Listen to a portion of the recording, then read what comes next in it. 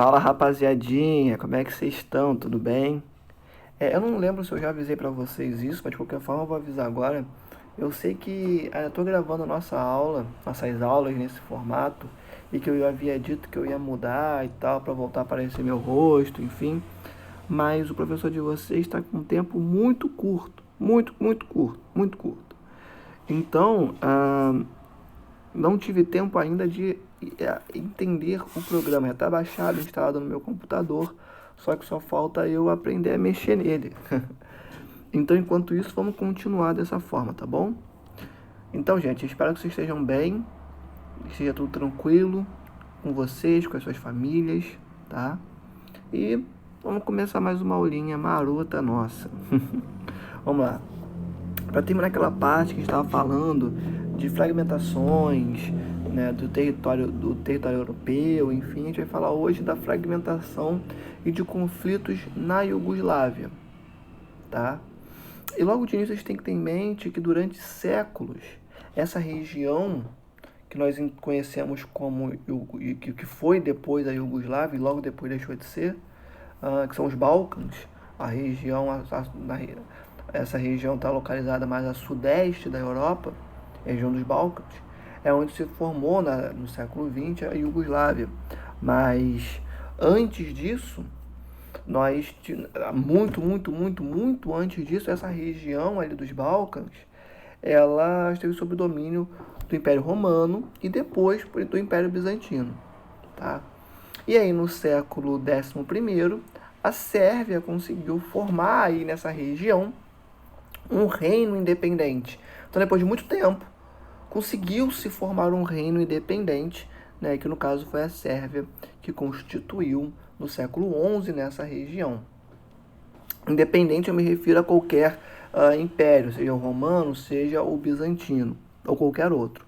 Entretanto, em 1389, ou seja, alguns séculos depois, mais especificamente 1389, estamos falando do século XIV, final do século XIV, essa região, que a Sérvia tinha construído um reino independente, foi anexada ao Império Turco-Otomano, que era parceiro do Império Austro-Húngaro, tá? Se vocês terem isso em mente. Por quê? Porque isso é fundamental para entender a Primeira Guerra Mundial, que depois a gente troca uma ideia. Mas só para ir apresentando para vocês alguns elementozinhos, tá? Então, em 1389, essa região, que era onde a Sérvia estava localizada, nos Balcãs, foi anexada ao Império Turco-Otomano. E essa região depois ela vai se tornar independente do Império Turco-Otomano a partir do esfacelamento desse império, mais as rivalidades entre a Tríplice Aliança e a Tríplice Entente, que basicamente foram alianças entre países fundamentais para características, melhor dizendo, do período da Primeira Guerra Mundial. Tá? Não vou entrar em muitos detalhes agora para não confundir, beleza? Mas essas configurações atreladas entre esses dois agrupamentos de países, né, que foi fundamental, né, que foi característico do cenário da Primeira Guerra Mundial, mais o esfacelamento do Império Turco-Otomano, foram fundamentais para que essa região se tornasse independente novamente, tá bom? Então, rivalidades características daquele período da Primeira Guerra Mundial entre países, mas o próprio esfacelamento do Império Turco-Otomano que vinha se desenvolvendo ao longo do tempo por conta de perdas territoriais, foram pontos principais para que essa região se tornasse independente do Império Turco-Otomano. Isso gerou uma série de conflitos generalizados naquela região, principalmente quando a Sérvia encabeçou um movimento pan-eslavista que é muito importante para compreender a Primeira Guerra Mundial nos Balcãs. Então, a partir do momento que a gente percebeu-se um enfraquecimento político, estrutural, militar, econômico do Império Turco-Otomano, que, diga-se de passagem, é o império que teve mais tempo de vida, mais ou menos 600 anos, se não me falha a memória, de pé existente, foi terminar agora, no início do século XX. Então, a diminuição do poder desse império foi fundamental para que esses conflitos, né, separatistas se desenvolvessem. Afinal de contas, o Império está perdendo seu poder, então é o momento perfeito para que conflitos focados na independência desses territórios fossem desenvolvidos. Beleza. E esses conflitos foram muito potencializados quando a Sérvia encabeçou o movimento do pan-eslavismo nos Balcãs, que tinha basicamente a pretensão de se tornar livre em relação ao Império Turco-Otomano e também de desenvolver a Grande Sérvia, toda aquela região ali dos Balcãs, enquanto formando essa perspectiva defendida pela Sérvia, né? É um país livre da influência turco-otomana. Show de bola. No final da Primeira Guerra Mundial, mas deixo claro que essa partezinha do pan-eslavismo é característico da Primeira Guerra Mundial. Se eu for introduzir isso aqui nesse momento, a aula vai ficar muito extensa. Então, eu separo isso, essa fraçãozinha desse conteúdo, para um outro momento, tá? Bora lá. Então, no final da Primeira Guerra Mundial, o que nós tivemos? Nós tivemos a criação do reino dos sérvios, dos croatas e dos eslovenos. A criação desses reinos não se deu à toa, se deu justamente por conta desse período que a gente acabou de dizer, que se desenvolveram uma série de conflitos focados em independências, por conta desse enfraquecimento do Império Turco-Otomano, tá? Do Império Austro-Húngaro também. Então, houve a criação do reino dos sérvios, croatas e eslovenos no pós-Primeira Guerra Mundial. O Império Turco-Otomano basicamente cai ali na Primeira Guerra Mundial, porque ele perde, inclusive, né? A guerra era aliada da Alemanha, enfim. Então, no final desse conflito, a gente teve como produto a criação do reino dos sérvios, dos croatas e dos eslovenos. Perfeito. E em 1929, essa região, que era o reino dos sérvios, croatas e eslovenos, passa a ser entendido, chamado como Reino da Iugoslávia. Então, esse reino, que agrupava sérvios, croatas e eslovenos, um território só, pegando essa galera toda ali na região dos Balcãs, passa a se chamar, a partir de 29, como Reino da Iugoslávia. Show de bola. Agora a gente tem que falar do socialismo. Sim, o socialismo ele chegou até essa região. Ele chegou à Iugoslávia.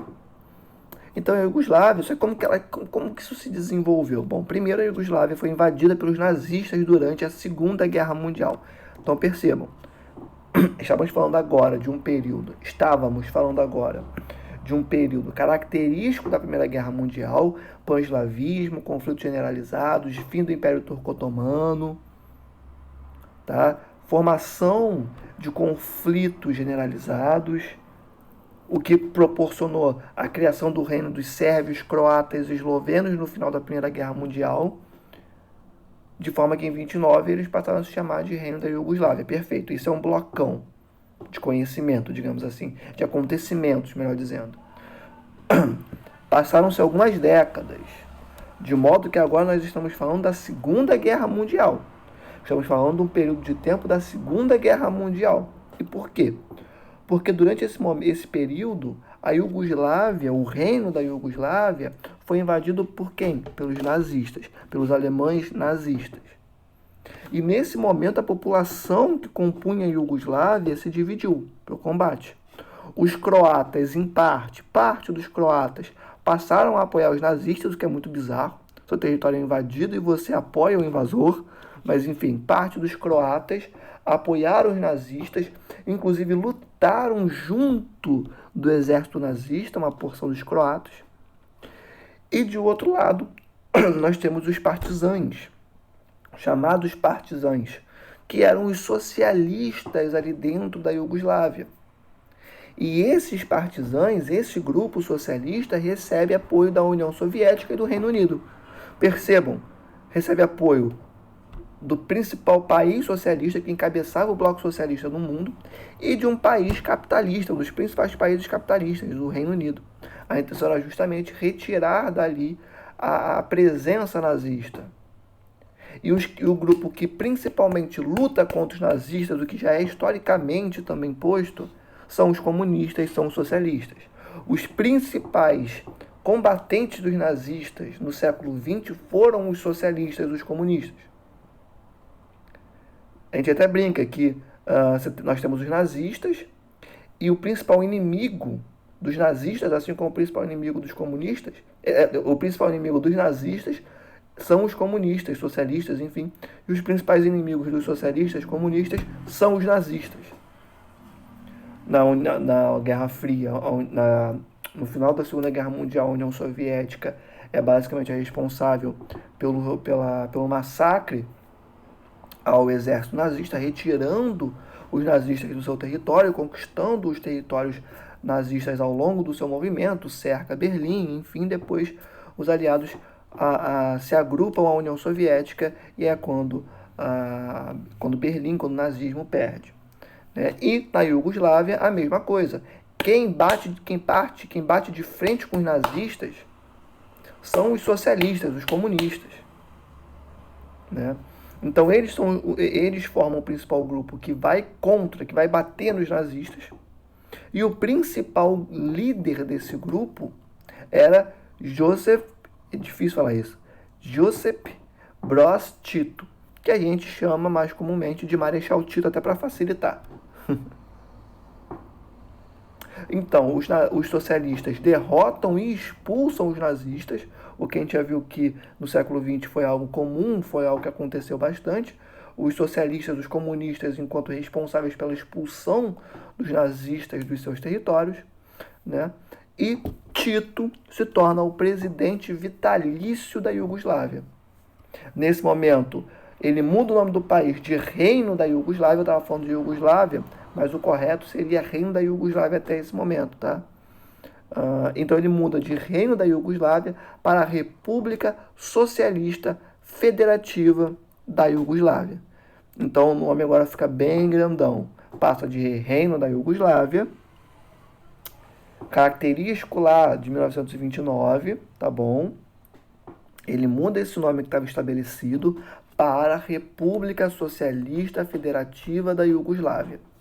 Nesse momento, ele unifica os territórios do Reino Unido da Iugoslávia, ou seja, uma série de territórios ali que não estavam tão alinhados, que faziam parte ali da esfera de influência da Iugoslávia, ele unifica e forma um território grandão.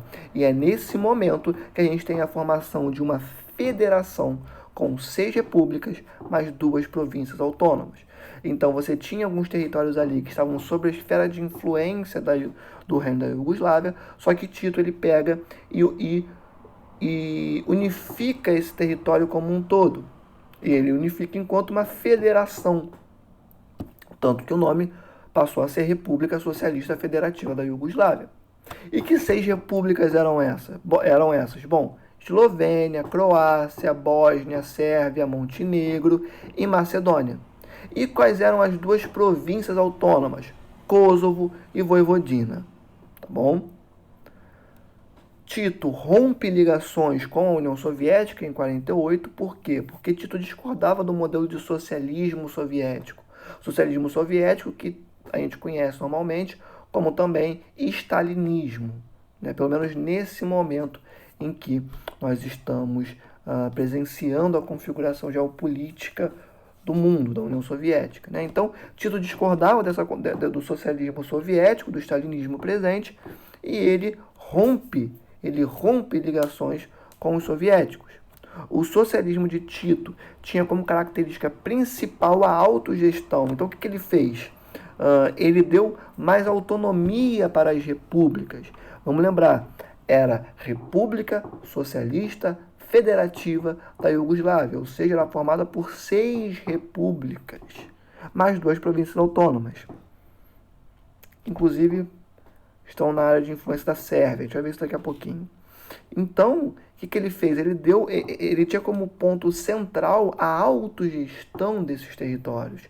Então, ele atribuía mais autonomia para essas repúblicas. Não tinha uma postura tão incisiva, tão interventora. Ele permitia que elas se desenvolvessem, se autogestionassem com muita tranquilidade. E, inclusive, os trabalhadores passaram a liderar e comandar as empresas. Isso era uma coisa que acontecia também na União Soviética, também aconteceu na China, né? Então era uma coisa comum em países socialistas, e ainda é, inclusive, mas só para salientar que um dos pontos também muito importantes dessa autonomia que Tito pregava era também dar o comando, a liderança das empresas, ou seja, dos meios de produção, para os proletários, para os trabalhadores e trabalhadoras. Tá? Então, o socialismo de Tito ele tinha essa característica, essa marca da autogestão. Perdão. Com o rompimento com a União Soviética, em plena Guerra Fria, a Iugoslávia passou a liderar a criação do movimento dos países não alinhados. Gente, Guerra Fria basicamente era um mundo dividido em duas porções: porção capitalista e porção socialista. Se a Iugoslávia era socialista, porém tinha rompido ligações com a União Soviética, ela ia ficar em qual lado? Não fazia sentido algum ela ir para o lado capitalista, afinal de contas ela era socialista e discordava do modelo de produção presente no bloco socialista encabeçado pelos norte-americanos. Então o que ela fez? Ela lidera um movimento que foi chamado do Movimento dos Países Não Alinhados, ou seja, que inclusive é muito conhecido como Terceira Via. E essa Terceira Via, ela poderia ser composta tanto por países capitalistas, como também por países socialistas. Isso é muito interessante. Por mais que a Iugoslávia não quisesse se alinhar aos interesses do bloco capitalista e nem do bloco socialista, ela cria ali um movimento dos países que não estavam alinhados a nenhum dos dois blocos. Então, você é capitalista, mas não é alinhado não é alinhado aos norte-americanos, não concorda com o modo deles de lidar, então vem pra gente. Você que é socialista e que não concorda com o modo como a União Soviética conduz o socialismo, então vem pra gente. Então ela cria uma terceira via que conlui, que concerne, que concentra tanto os países capitalistas quanto os socialistas que não estavam alinhados com as perspectivas, com as políticas adotadas pelos dois lados do mundo. Por isso, não alinhados, por isso, terceira via. Beleza? E aqui não estavam atrelados a nenhum dos dois blocos dominantes. E aqui um ponto muito interessante para a gente, que é justamente a gente pensar sobre essa mistura explosiva de povos. E por que esse título? Por que é explosivo? Pelo seguinte: são 6 repúblicas e mais 2 territórios autônomos. Fiquem com isso na cabeça. Os sérvios são a etnia mais numerosa da Iugoslávia. De toda a Iugoslávia, de toda a região dos Balcãs, o povo mais numeroso ali são os sérvios, que constituem mais de 1/3 da população iugoslava. Então, mais de 1/3 de toda a população da Iugoslávia é de sérvios. São maioria em Voivodina. Lembrando que Voivodina é um território autônomo. Beleza? Só para ver aqui rapidinho. A província autônoma. Eu gosto de falar certinho. Província. Mas território e província dá no mesmo, tá? Mas é uma província autônoma, né? E mesmo assim, tem maioria sérvia. E é bom dizer também que Kosovo e Voivodina estão sob a influência geopolítica da Sérvia, tá? Hoje em dia a configuração muda um pouco, mas a gente vai chegar daqui a pouquinho.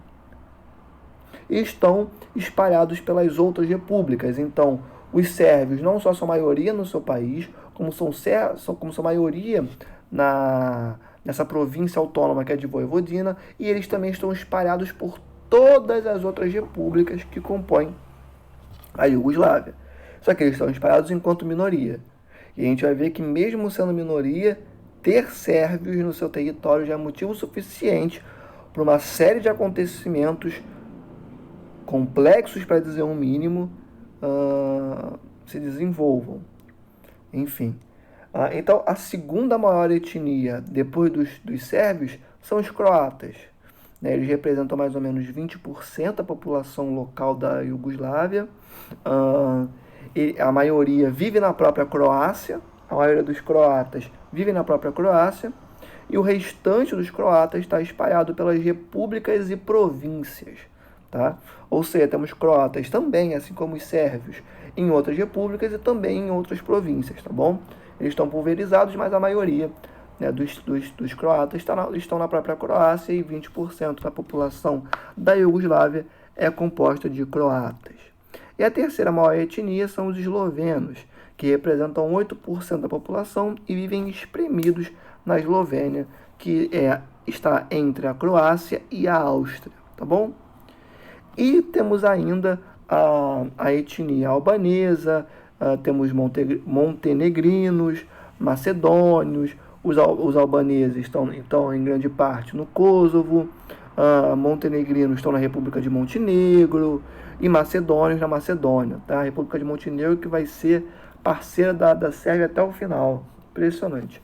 E outras minorias étnicas também existem, né? Como os húngaros, os turcos e os próprios ciganos, tá? Então, além dos sérvios, dos croatas e dos eslovenos, temos também albaneses, montenegrinos, macedônios, húngaros, turcos e ciganos. Ou seja, gente, é etnia pra caramba. São vários e vários e vários povos no mesmo lugar. Agora, voltando para o socialismo, a gente vai começar a falar agora da queda do socialismo iugoslavo e a fragmentação desse território.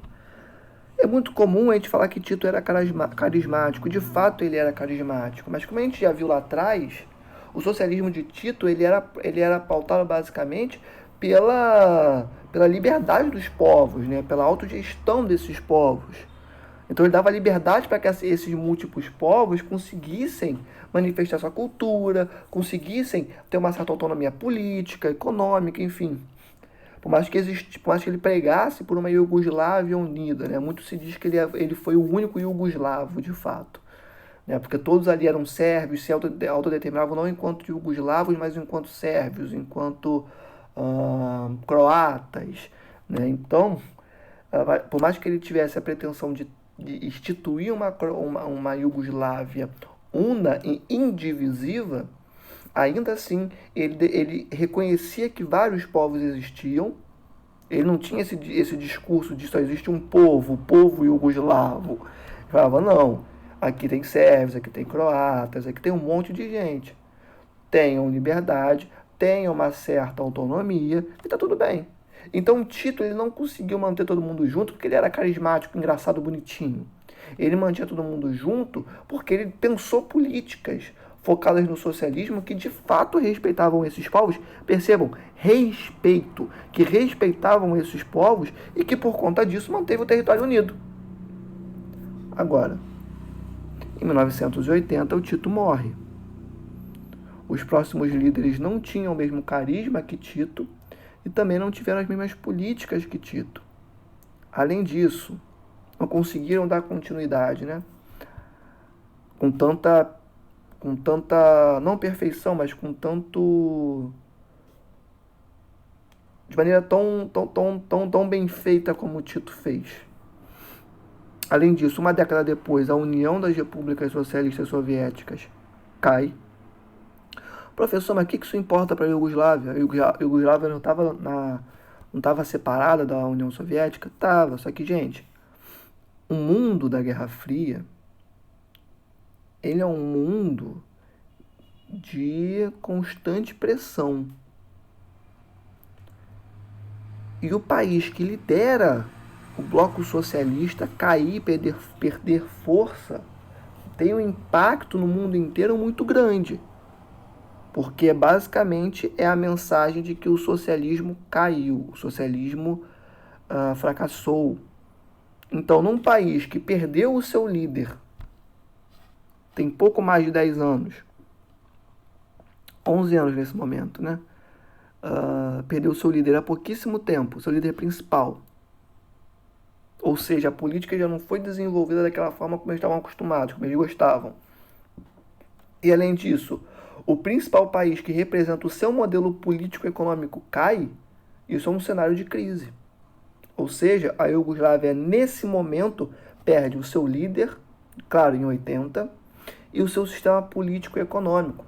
Não à toa, com a queda da União Soviética, vários outros países que eram soviéticos, que eram socialistas e que não necessariamente faziam parte do território da União Soviética, mas que estavam dentro da esfera socialista, ou não, como a própria Iugoslávia, deixaram de ser socialistas.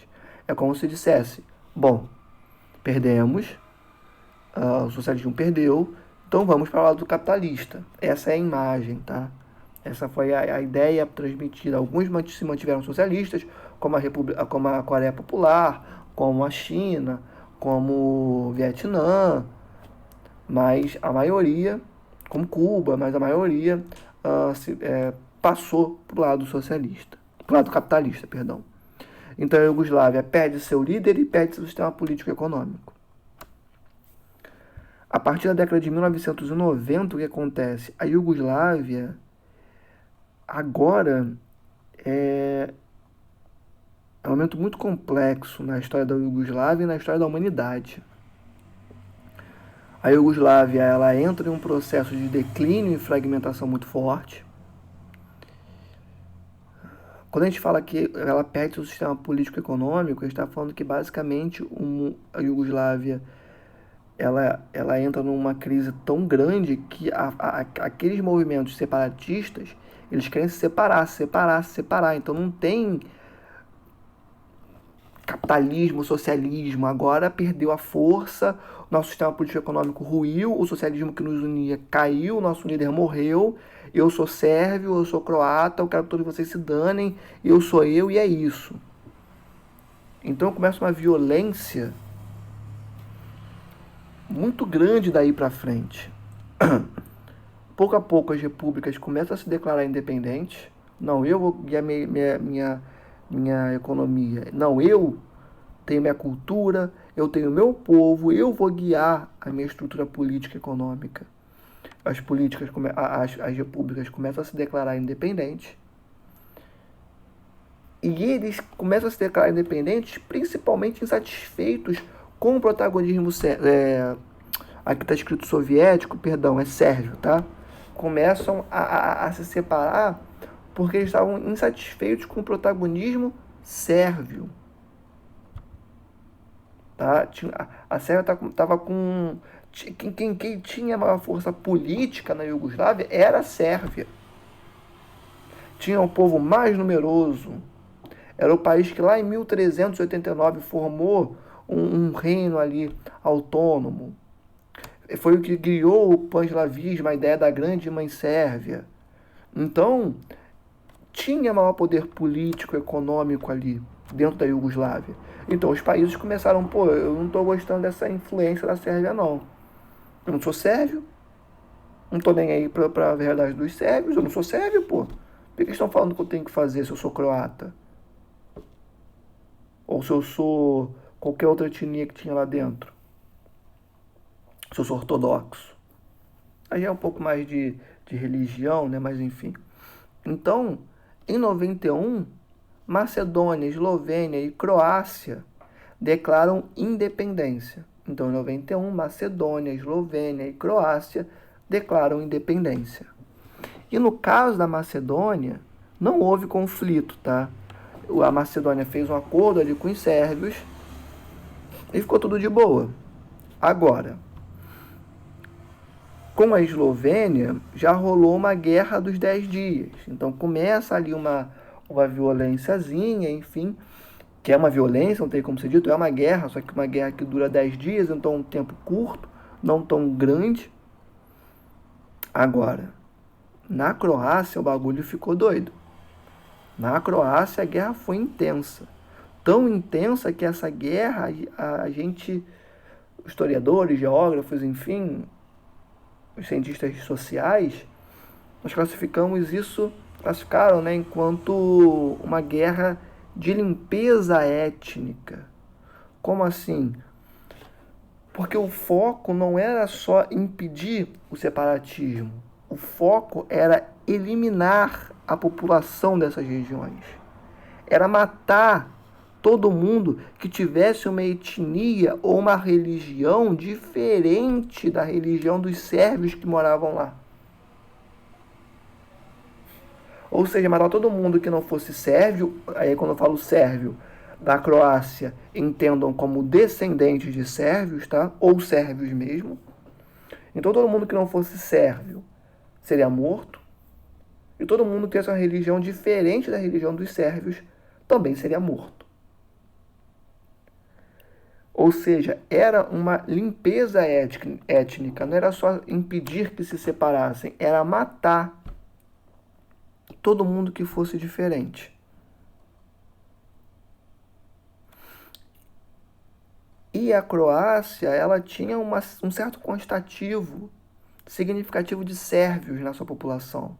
Como que isso se desenvolveu, né? Por que, né, que isso tudo explodiu? A Croácia, ela tinha um quantitativo interessante de sérvios na sua população. Tinha bastante sérvio. E esses sérvios que moravam na Croácia, percebam, sérvios, descendentes de sérvios que não estão na Sérvia, estão na Croácia. Essa galera que estava na Croácia não aceita a independência da Croácia. Por que não aceitam? Porque declarar sua independência à Iugoslávia seria a mesma coisa que declarar a sua independência à Sérvia. Por quê? Porque a principal potência, a cabeça da Iugoslávia, era a Sérvia. Se declarar independente a Iugoslávia também seria se declarar independente a Sérvia. Pegaram? Então, os sérvios que moram na Croácia não aceitam esse movimento separatista. E com eles não aceitando, eles pedem ajuda à Iugoslávia. E aí, quando eu falo Iugoslávia, lê-se Sérvia, tá? E aí a Iugoslávia manda o seu exército. Como a Iugoslávia ela era um país, uma federação que aglutinava todas essas repúblicas, eles tinham um exército central. Então a Iugoslávia manda esse exército central para combater os revoltosos. Obviamente, esse exército era liderado pela Sérvia. E aí, quando a gente fala dessa liderança da Sérvia, a gente tem que lembrar do líder da Sérvia nesse momento. Um ser complicado, para dizer o mínimo, que era o Slobodan Milošević. E esse conflito durou até 1995, tá? Então esse conflito vai durar até 1995. Começa em 91 e vai até 95. 4 anos aí de guerra. E aí a gente chega na Guerra da Bósnia, que foi chamada de Guerra da Barbárie. Muito se fala que a humanidade nessa guerra perdeu muito. Muitos outros episódios também. Mas a Guerra da Bósnia foi uma das piores coisas que a gente já produziu. Isso incluindo a Primeira e Segunda Guerra Mundial. Eu falo enquanto raça humana. A Bósnia fica ali nessa região. Ela é complexo. Ela é difícil até de falar, porque te lembra dos estudos, vem várias imagens complexas. Ela fica ali próxima da Croácia, fica mais ou menos, ela compartilha, né, parte do território com a Croácia. E nessa região da Bósnia nós também tínhamos a presença de sérvios. E se não foi aceita a separação da Croácia, a Bósnia, que estava ali no território, basicamente dividindo esse território com a Croácia, era uma região da Croácia ali, obviamente não seria aceito esse separatismo. E esse conflito foi o pior momento da ex-Iugoslávia e um dos piores da humanidade. A Bósnia era uma região muito heterogênea. Nós tínhamos os bosniaques, que era a parte muçulmana da população. Nós tínhamos os croatas católicos. E nós tínhamos os sérvios cristãos ortodoxos. Então nós tínhamos os muçulmanos, os bosniaques, nós tínhamos os croatas católicos e nós temos os sérvios cristãos ortodoxos. Os sérvios da Croácia não aceitaram a independência da Bósnia, lembrando que a Bósnia dividia ali fronteira com a Croácia, fazia parte do território da Croácia, dividia ali linhas fronteiriças com a Croácia. E, novamente, esses sérvios recebem ajuda militar da Iugoslávia. E basicamente, a técnica militar da Iugoslávia, ou seja, a técnica militar da Sérvia, é basicamente limpeza étnica, é matar todo mundo que é diferente. E assim, eu não estou falando de 1800, que já seria muito recente, eu não estou falando de 1700, eu estou falando de 1991. Essa guerra vai terminar em 1995. Isso foi ontem. A gente vai ver daqui a pouco também a Guerra do Kosovo, que foi em 1999, um ano antes do ano 2000. Está em 2020. Isso literalmente foi ontem. Limpeza étnica ontem. Então, os sérvios novamente promovem uma limpeza étnica, só que é levada ao extremo de um jeito que a humanidade ficou impressionada. Uma das armas de guerra utilizadas nesse conflito foi o estupro. A ideia era que as mulheres de outras etnias que passassem por esse processo engravidariam de sérvios. Ou seja, estava desenvolvido, portanto, uma limpeza étnica. Seriam sérvios que iriam nascer, não mais bosniaques, não mais croatas, mas sérvios. Então as mulheres passavam por esse processo e as crianças, os meninos, para ser mais exato, de 10, 11, 12 anos, eles eram mortos com um tiro na nuca. Porque o medo que existia era que esses meninos, essas crianças, pudessem vir a se tornar combatentes contra o exército iugoslavo, contra o exército sérvio. Então os meninos eram mortos de 10, 11, 12 anos. A guerra perde qualquer rumo. Ela começa com croatas e bósnios, cristãos e muçulmanos, portanto, se unindo contra os sérvios.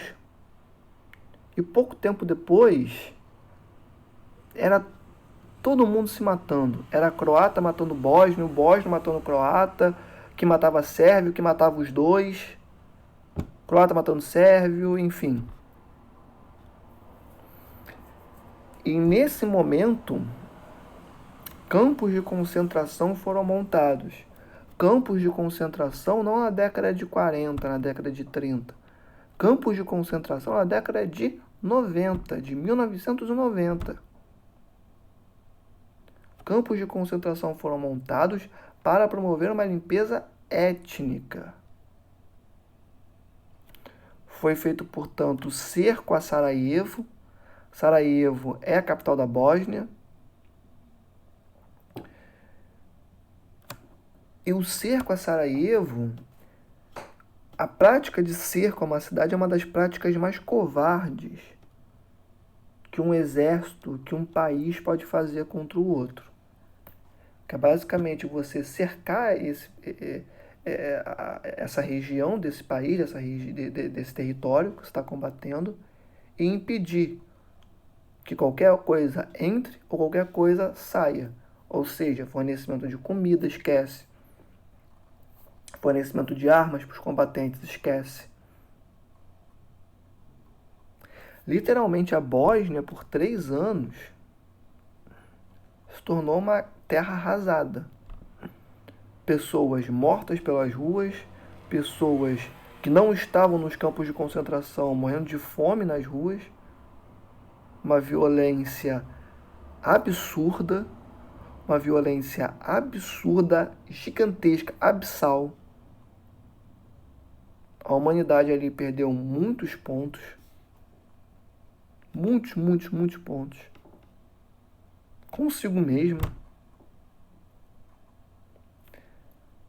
E esse pesadelo na Bósnia durou mais de 3 anos. Eles ficaram lá. A guerra durou 4 anos.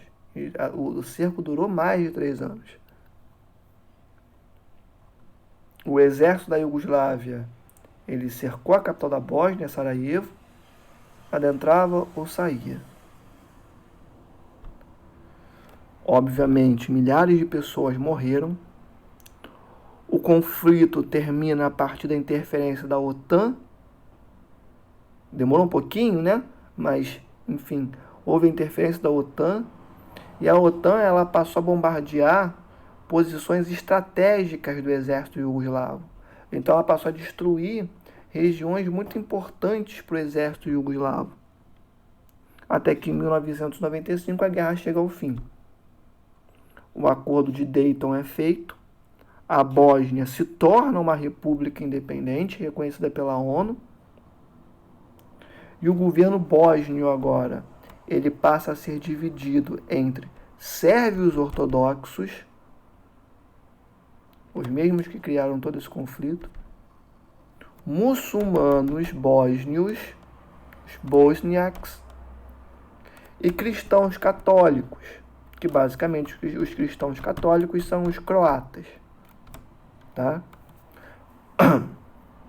Depois da independência da Bósnia, desse episódio absurdo, a Iugoslávia passa a se resumir a 2 repúblicas, Sérvia e Montenegro. Só que aí tem Kosovo. Lembra que eu falei de 2 províncias independentes? Então, uma delas era Kosovo. E aí Kosovo, em 99, passa a reivindicar sua independência. A população do Kosovo basicamente era, e ainda é, de maioria muçulmana. A presença de albaneses. E albaneses, o que acontece? A Albânia, ela faz fronteira com a Sérvia. Isso é suficiente para a Sérvia invadir o seu país. Para a Sérvia ter invadido o Kosovo. Então, bizarro. Em Kosovo nós tínhamos albaneses e nós tínhamos uma população de maioria muçulmana. Só que Kosovo era uma província que estava sobre a área de influência sérvia. Obviamente, Kosovo, se tornar independente da Sérvia, seria algo ruim para a Sérvia, porque estaria perdendo aquele território que é dela, faz parte da sua esfera de influência. E uma das justificativas era que justamente a população tinha a presença de albaneses. Albaneses que são descendentes de albaneses ou albaneses que são descendentes da Albânia, que é um país que faz fronteira com a Sérvia. A Sérvia não aceita a separação e em 1999, depois da Guerra da Bósnia, com massacre feito, abominações feitas, as coisas piores que a humanidade podia fazer, ela fez na Bósnia. A Sérvia faz a mesma coisa. A mesmíssima coisa. 4 anos depois, ela não aceita a separação de Kosovo e promove uma limpeza étnica em Kosovo. Nesse momento, OTAN e ONU interferem e a guerra acaba. Não, peraí. Calma aí. OTAN e ONU, eles entram na guerra do Kosovo para impedir que a população que ainda estava viva do Kosovo fosse exterminada como aconteceu na Bósnia. Já estava acontecendo esse extermínio, que a Sérvia sabe fazer isso muito bem. Já estava exterminando uma galera. Aí a ONU e a OTAN falam, pô, peraí, calma aí.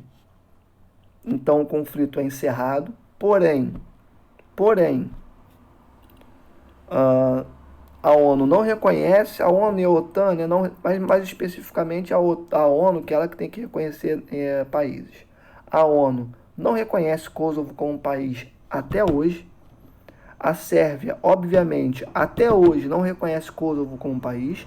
E a Rússia, que é uma aliada histórica da Sérvia, também não reconhece Kosovo como país até hoje. Professor, para ter curiosidade, e o Brasil? O Brasil segue as delimitações da ONU. Então, se a ONU não reconhece Kosovo como um país, o Brasil também não reconhece. Estados Unidos, Inglaterra, se eu não me engano, Reino Unido, se eu não me engano, e alguns outros países reconhecem Kosovo como um país, né? Hoje em dia, vamos dizer assim, metade dos países que existem no mundo reconhecem Kosovo como país e a outra metade não. Não é específico assim, mas vamos colocar dessa forma para facilitar o entendimento de vocês, tá? Então, uma parte do mundo aceita Kosovo como país, reconhece, a outra não reconhece. Espanha reconhece, por exemplo, e alguns países ao longo dos últimos anos passaram a deixar de reconhecer Kosovo como país, ou seja, reconheciam e depois pararam de reconhecer. Bom, são interesses geopolíticos, né? Kosovo se intitula um país independente, mas não são todos os países que o reconhecem, como eu acabei de falar. E aí nós chegamos ao fim da Iugoslávia em 2003. A Iugoslávia chega ao seu fim definitivo em 2003, com a Sérvia e Montenegro. Montenegro que durante todo esse processo continuou ali enquanto uma parceira da Sérvia. Sérvia e Montenegro se separam de forma pacífica, assinam ali um tratado, se separam. E agora passamos a ter Sérvia e Montenegro enquanto países separados. É muito comum você ver Sérvia e Montenegro como uma coisa só, porque basicamente eram os dois que compunham a Iugoslávia até o momento. Até se falava Sérvia e Montenegro. Não. É porque compunham a Iugoslávia. O restante da Iugoslávia. A partir de 2003, esses dois países se separam de forma pacífica e agora a gente tem o final da Iugoslávia. Tá bom? Gente, então foi isso. Essa foi a nossa aula de hoje, mais curtinha, mais rapidinha. E terminamos essa parte. A partir da próxima aula, nós vamos começar um próximo capítulo, tá? Que é a Ásia. E é isso. Espero que vocês tenham gostado. Espero que a aula tenha sido bastante instrutiva. Qualquer coisa, entre em contato comigo. Terças e quartas, plantões de 9 às 12. Foquem no qual é a sua dúvida. Ninguém está perguntando no qual é a sua dúvida no nono ano. Ou ninguém está tendo dúvida, ou ninguém está estudando. Enfim, se tiverem dúvida, coloquem no qual é a sua dúvida. Qualquer coisa, me procurem nas minhas redes sociais ou na plataforma. Eu estou aqui para tirar a dúvida de vocês, para servir, para que vocês consigam ter acesso ao conhecimento, que gerem seu conhecimento de forma autônoma. E é isso, gente. Tamo junto. Tá? Beijo no coração de vocês. Cuidem-se, cuidem dos seus. Tamo junto, tá? E sempre se lembrem, vai ficar tudo bem. No final tudo fica bem. Valeu, gente. Beijo, tchau, tchau.